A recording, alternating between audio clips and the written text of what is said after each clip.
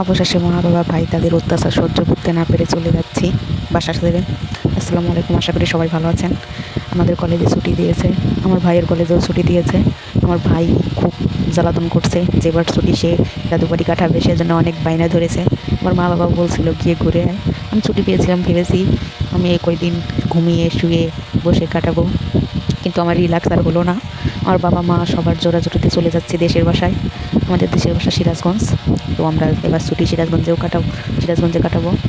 আমার অনেক ইচ্ছা করছিল যাই, গিয়ে ঘুরে আসি দাদু বাসায়, গিয়ে ছোটোবেলার বন্ধু বান্ধবী তাদের সাথে একটু সময় কাটাই, কিন্তু আমি একা একা সাহস পাচ্ছিলাম না। একা একা যাওয়ার মতো সাহস আমার হচ্ছিল না। তো আমার বাবা বললো যে আমি গাড়িতে উঠিয়ে দেবো, ওখান থেকে তোমার চাচু এসে তোমাদের নিয়ে যাবে। তো তখন একটু সাহস পেলাম। আমাদের মানে গিয়ে উঠতে উঠতে প্রায় রাত হয়ে গেছিলো, খেতে খেতে প্রায় রাত 8টার মতো বেজেছিল। তো তখন আমরা বাস থেকে নামি, চাচু এসে আমাদের বাসায় নিয়ে যায়।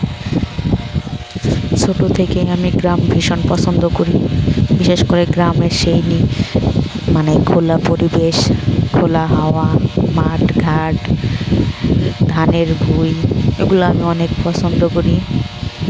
দাদু দিদা সবার সাথে সময় কাটাতেও আমি অনেক ভালোবাসি।